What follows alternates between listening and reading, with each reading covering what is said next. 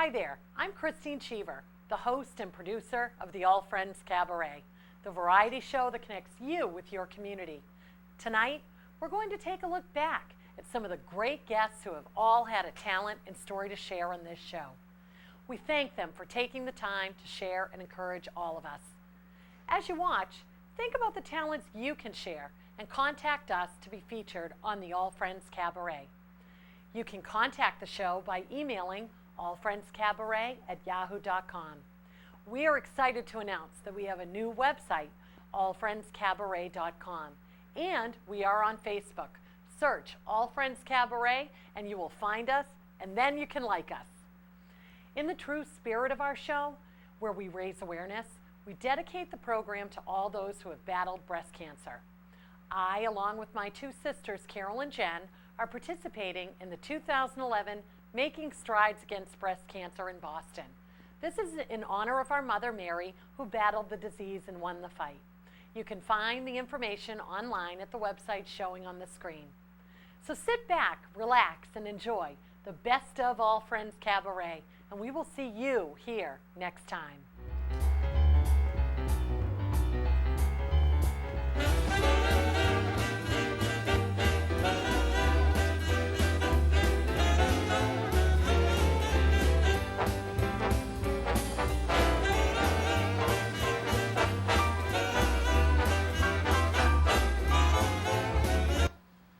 Hi there, I'm Christine Cheever, and welcome to the All Friends Cabaret, a variety show that connects you with your community.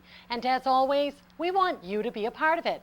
Do you sing? Do you dance? Do you act? Do you have that special organization you're raising funds for? Well, at the end of every program, I invite you to get in touch with me to become a part of the All Friends Cabaret. Barbara and Paul Carroll, and this is a portion of your show that you've performed before.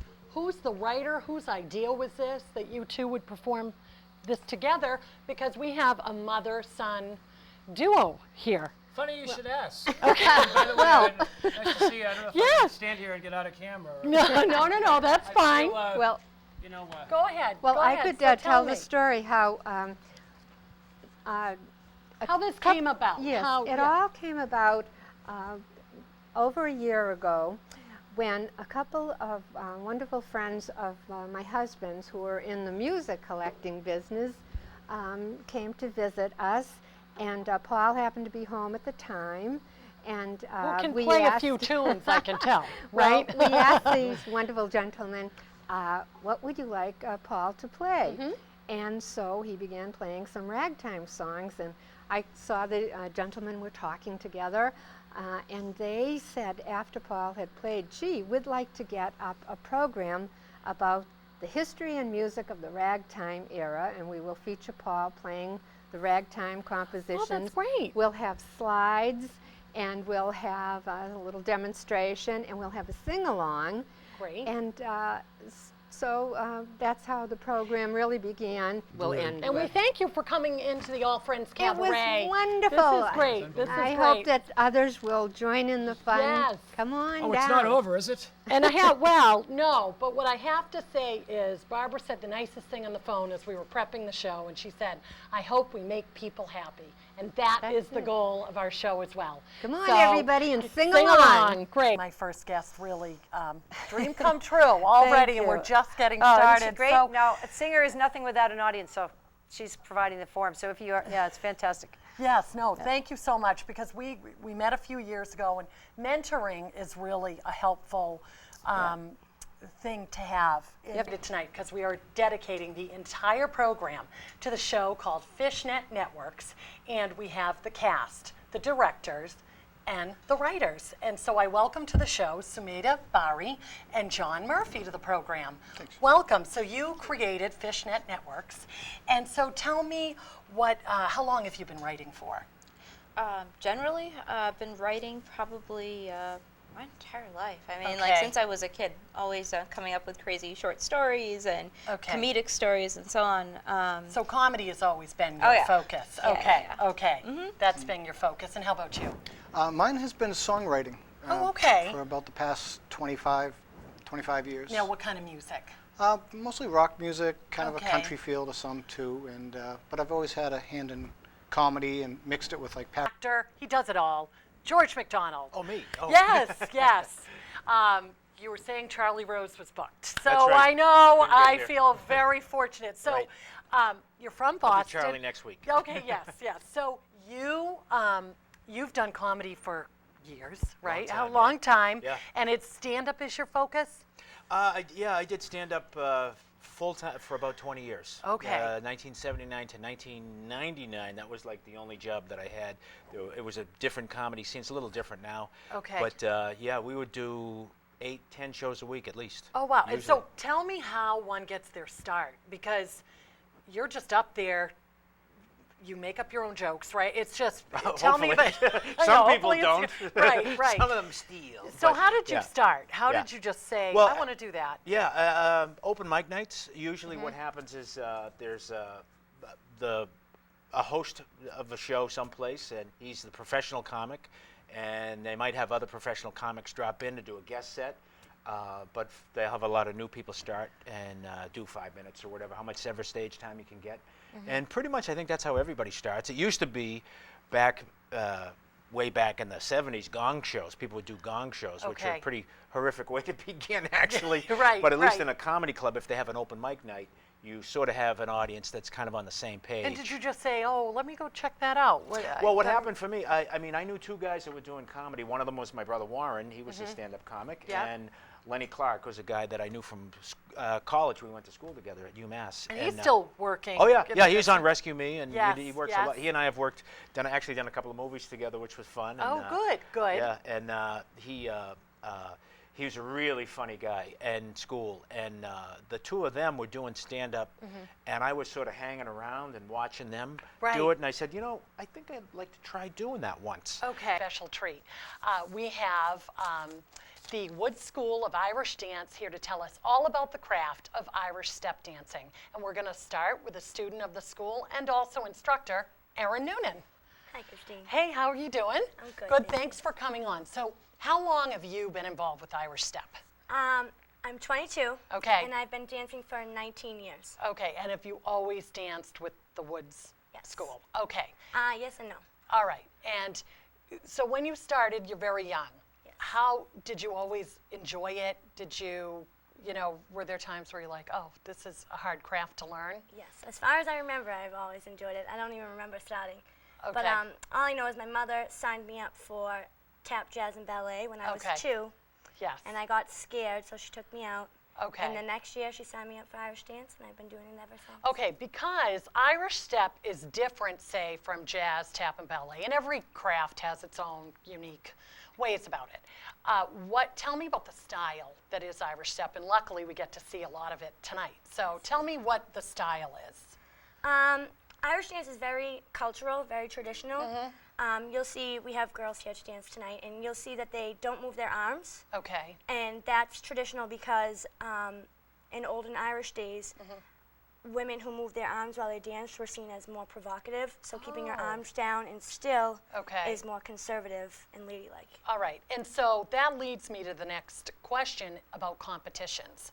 I understand that Irish step is known for, it's almost a sport nationwide and worldwide, correct? Tell me about the process of how you would go into competing, because you've competed. Yes. Okay. There are many different levels. You start as a beginner, and you work your way all the way up until the Open Championship level, it's called. Okay. That's the highest there is. And you compete in the Oireachtas, which we Okay. have actually in 2 weeks, a week Okay. and a half now. So the Oireachtas is a regional competition, so that's all the best in New England competing. Okay. And then you move on to nationals, which is the nation, All right. well, North America, so it's Canada and the United States. Okay. And then the Worlds, which is sometimes held in Ireland. So band is Sweet Escape. How long have you been together as a group? Actually, only about a year and a half. It started from a neighbor. Okay. Now I understand you all didn't know each other. There We were didn't. 4 members, and you didn't know each other. And how did that all work out? I was taking guitar lessons, and a neighbor of mine who was taking guitar lessons from our guitarist Mark said, "You should go down and meet Mark."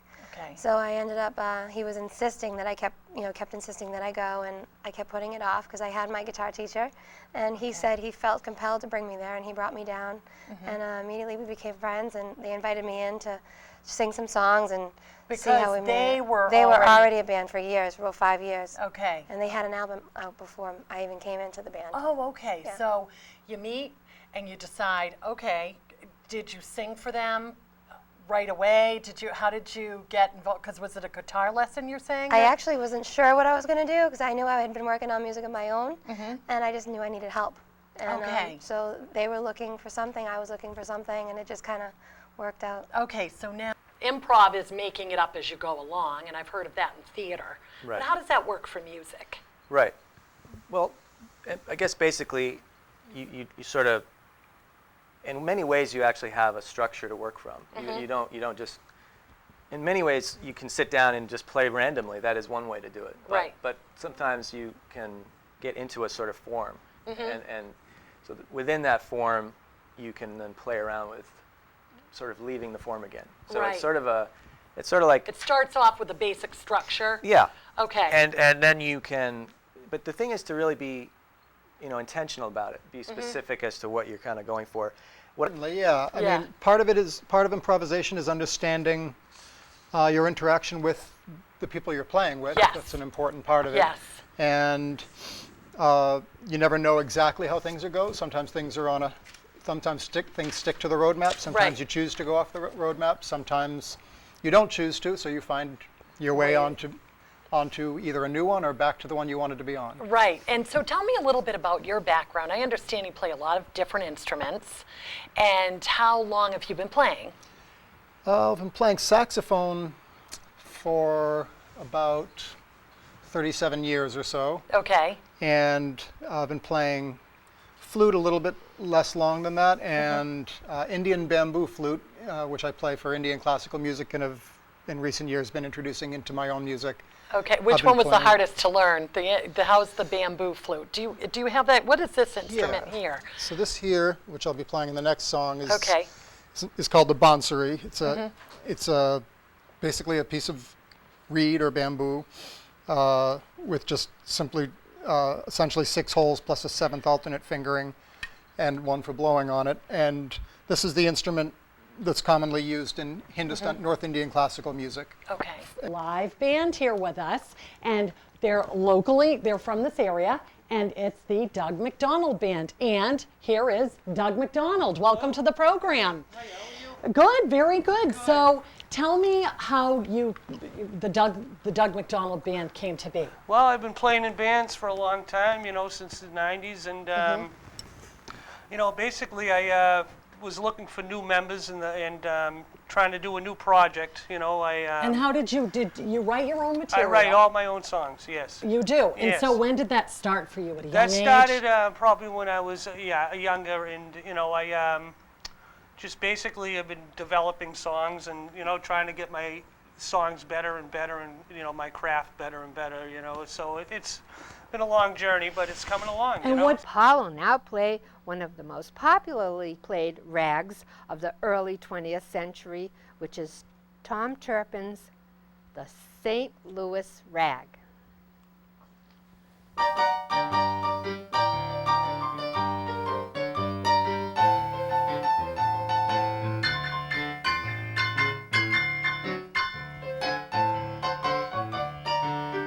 Wait a minute, Paul. Wait a minute. Stop the music.